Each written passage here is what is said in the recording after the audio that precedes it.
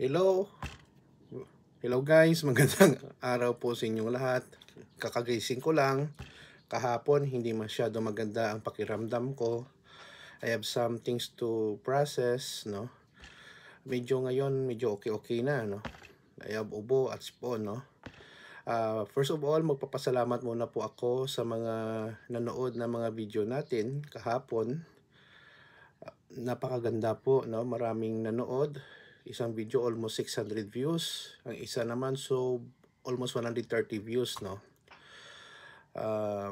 Ang unang video about iwasan natin ang ating kamag-anak, no, na hindi maganda. Ikalawa, mahalin natin ang ating mga magulang. I'm very happy guys sa inyong suporta at panonood. Ano ba ang video natin for today? Huwag tayong matakot tumanda. Alam nyo guys, marami sa atin, that's human nature na natatakot na maging matanda or tumanda. Bakit po? Una-una, humihina ang ating katawan. Ikalawa, may mga bagay na hindi na natin kaya physically kasi mahina na nga, no? Maglakad, gumagamit na ng mga tungkod, nagkakasakit, may mga maintenance. At minsan kung tumatanda na tayo, most of the time, nag-iisa na lang tayo sa buhay.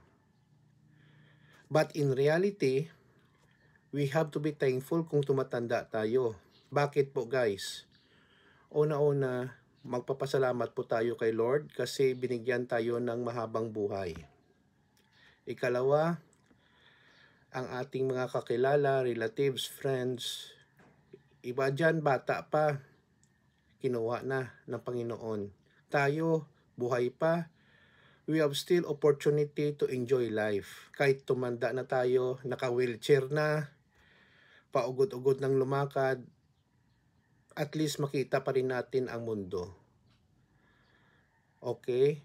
So, ano ba ang ating gawin? Adapt with the situation na going old is inevitable. Hindi natin yan maiwasan. Kahit anong gawin natin, no? Kahit pumunta pa tayo sa kay Vicky Bello,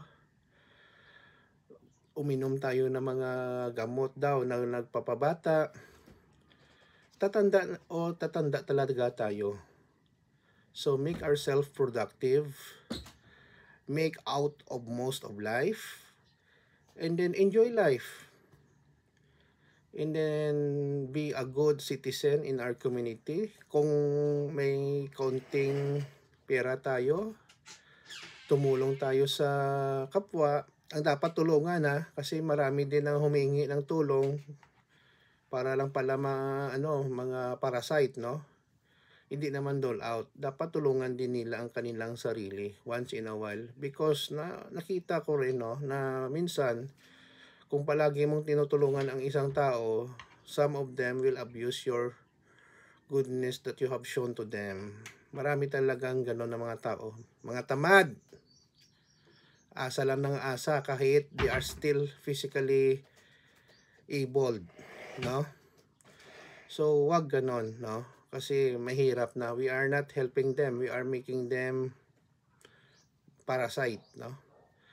So, yun po guys, no? We have to embrace going old, no? Walang naman masama kasi sino naman tao ang mabuhay ng forever dito sa mundo. Yun nga ang tinatandaan ko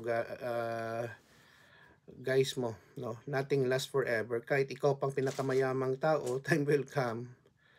You will grow old and then you die. Lahat naman ganun talaga. What is important, you leave a good legacy, not only to your family, but also to other people. Kung kaya nyo.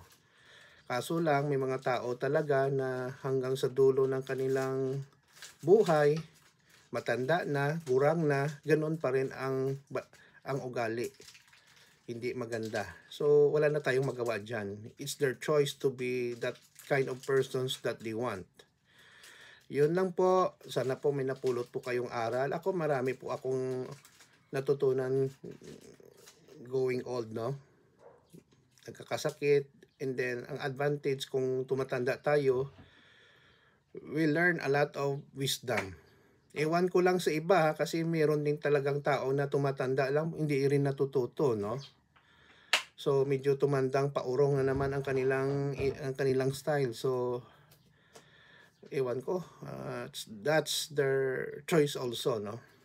And then tanungin nila, bakit wala akong kaibigan? Paano ka magkaroon ng kaibigan? Kasi inaaway mo rin sila. Gusto mo talaga, they are just, gusto mo, lahat ng gusto mo, i-follow nila. You're trying to control them. Kung ayaw nila, aawayin mo. There's some na ganun talaga ang kanilang takbo ng kanilang mindset, no? So, mahirap yon. Iwasan natin mga ganun na mga tao kasi hindi yon maganda.